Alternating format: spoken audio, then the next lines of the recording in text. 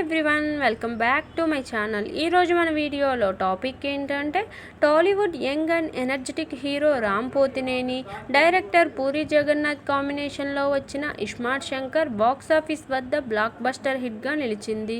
అంతకుముందు lover boy image ఉన్న రామ్లో ఊరమాస్ యాంగిల్ను ఇస్మార్ట్ శంకర్ ద్వారా పూరి బయటికి తీసుకొచ్చారు. ఇక ఈ సినిమా సూపర్ హిట్ తర్వాత డైరెక్టర్ పూరి జగన్నాథ్, రామ్ పోతినేని కలిసి చేస్తున్న మరో సినిమా డబుల్ ఇస్మార్ట్ శంకర్కి సీక్వెల్గా వస్తున్న ఈ చిత్రం ప్రస్తుతం శరవేగంగా షూటింగ్ జరుపుకుంటుంది. మరి మాస్ ఆడియన్స్లో క్రేజీ హైప్ ఉన్న ఈ చిత్రంకు సంబంధించిన టీజర్ కోసం చాలా రోజుల నుంచి అభిమానులంతా ఆసక్తిగా ఎదురు చూడగా ఇటీవలే మేకర్స్ టీజర్ను రిలీజ్ చేశారు. ఈ టీజర్ ఆడియన్స్ను ఎంతగానో ఆకట్టుకుంది. పూరి మార్క్ లెవెల్లో డైలాగ్స్ అదిరిపోయాయనే చెప్పాలి.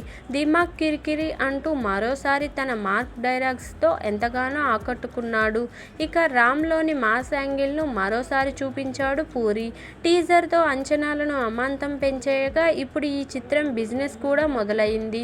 ఇక ఈ నేపథ్యంలో బడ్జెట్ గురించి ఒక వార్త ఇప్పుడు హాట్ టాపిక్గా మారింది.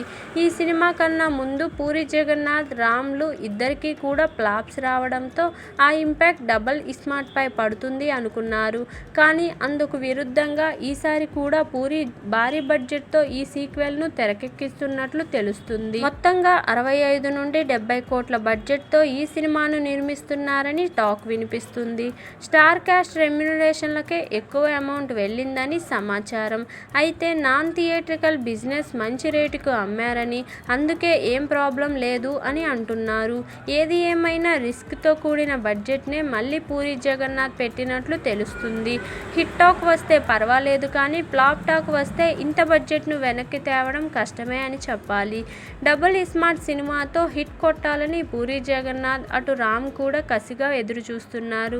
ఎందుకంటే వీరిద్దరి లాస్ట్ హిట్ ఇస్మార్ట్ శంకర్నే కావడం విశేషం.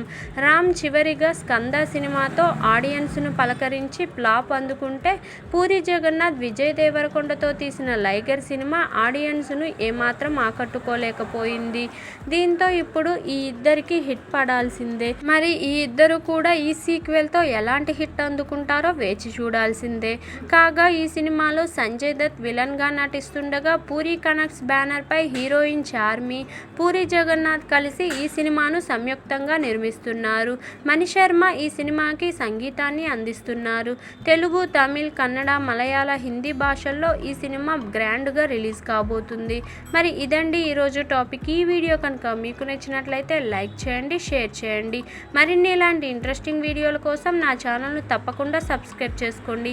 Thank you for watching. Bye everyone.